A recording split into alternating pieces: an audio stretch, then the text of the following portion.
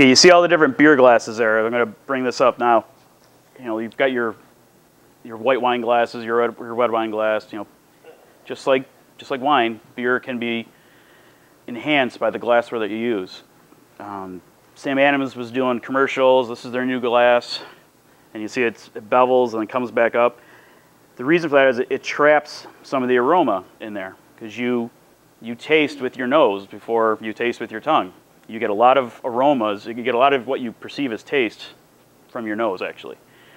And if you go to Europe, all the Belgian, specifically the Belgian glasses, they have their own glassware. And this actually happened to me in Amsterdam. I wanted to try this one beer, but they didn't have the glassware right now because everyone else was drinking that beer. They wouldn't serve it to me because they didn't have the matching glassware. I was a little upset at the time, but it makes sense because that's how they do it. That's exactly how they want everything to be perceived. Now in America, this is your standard pint glass. It's Flying Bison Brewery, by the way, your only local brewery, which is on their way back, by the way. This is typically going to be wheat beer. The reason why you have a bigger beer in the wheat beer is because it has a lot of active yeast in it, and it'll give you a much larger foamy head. So you kind of have a bigger beer. There's a little line in here actually in some of these glasses. So if you think you go to a bar and they serve you a draft beer and it's not liquid all the way to the top, it's not supposed to be. You need to have a little bit of that head in there to trap the aromas too. So don't try sending your beer back because it's got a little bit of a head on there. Rule of thumb, it should be about a quarter. Not a quarter of the glass, a quarter. Pete, I have a question. Go ahead. If I'm drinking let's say I had this blue light on tap, and I also had a bottle, would I be able to determine the difference between the two? Because one's coming from the draft system? Most of the time you can. Your bottles are going to end up having a lot more carbonation in there. If the draft system is working properly, it's not going to be super carbonated. I personally like the draft beer a little better. If it's poured the right way, you can definitely tell the difference. And it's not so much on the, I wouldn't say it's not so much on the mass-produced beers. You wouldn't really tell as much. But when you get, a beer like this in the bottle and then on draft, it's really different. Sometimes it really tastes like two totally different beers. In fact, I've got one beer. It's not available in the bottle, so we can't have that comparison. But I do have one beer here that was poured to this morning. I flipped out our cleaning guy this morning at the bar. You can get, if you've ever seen these, they're growlers. So you can get them right from the tap and you can take them home. A lot of bars have them. I also work at Alternative Brews. So this is a Rohrbach brewery, which is in Rochester. They have a really nice brewery and a restaurant and everything. This is their Scotch ale. So we're gonna be tasting this later.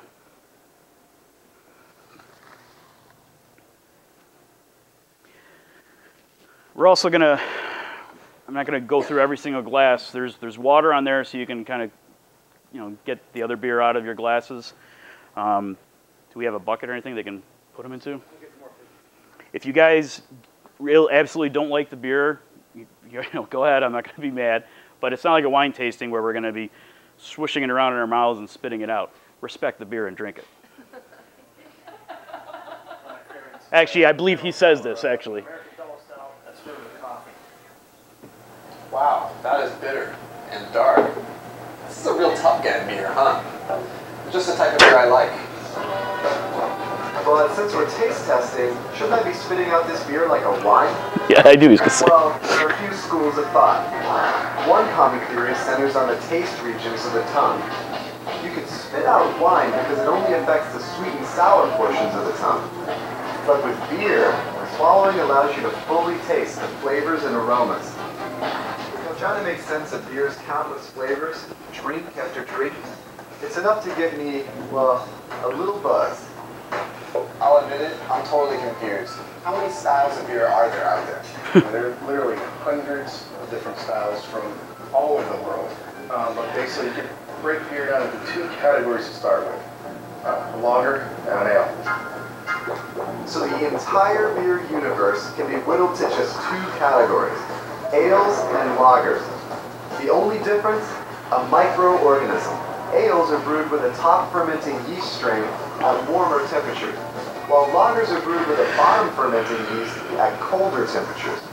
So this is what everybody will, this is the most common answer to that question, ales and lagers.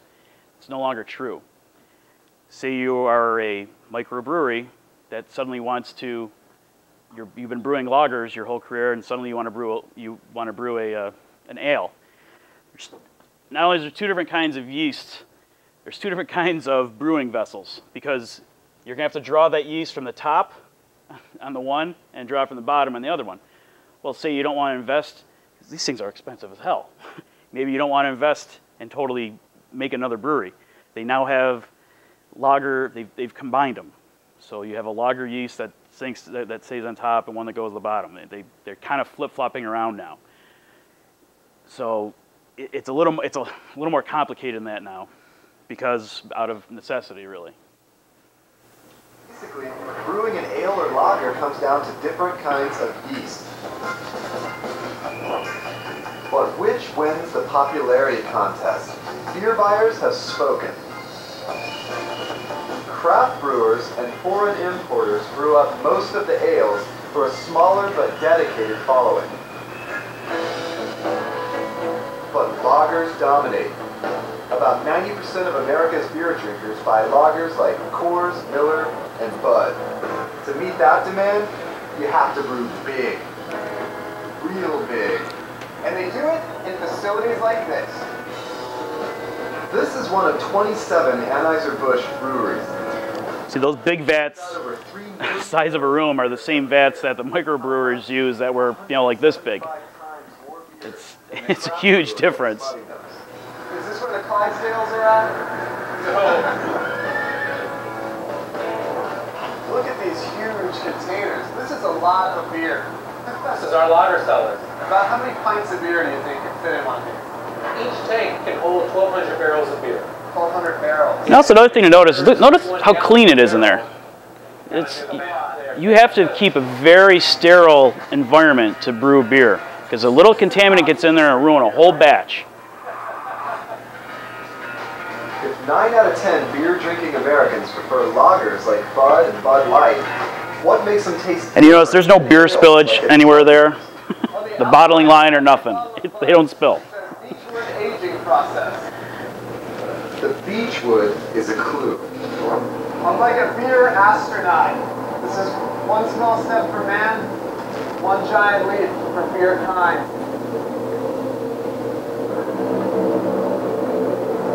It's called the bazooka. Its mission, firing the beechwood into the tanks. Not every job is as glamorous either. Somebody else has to clean the inside of those vats every time too. Remember, yeast sinks in lagers. In this case, right onto the beechwood. Does the beechwood affect the taste of the beer at all? No, not directly, but it has a huge impact on the maturation of the beer. I have journeyed into the belly of the silver whale and seen what mysteries lie inside. The beechwood is only there so that the yeast can grow on it. And instead of adding any flavor, it allows the yeast to not absorb any flavor at all. But this chilly stuff, because lagers like Bud are cold fermented, which brews up a smoother, milder beer than ales. Which may explain why lagers dominate, and why Bud supplies half of the 200 million barrels of beer Americans drink. But it brings up another big... It's like a mile of line of beer there, going circling around. It's insane. So it's got to taste good, it's got to taste the same no matter where you go. That's right. This one Anheuser-Busch plant in New Hampshire pumps out nearly 60,000 cases of bottles a day, filling 12,000 bottles a minute. And that's not including the daily output of 100,000 cases of cans. And this is just for New England.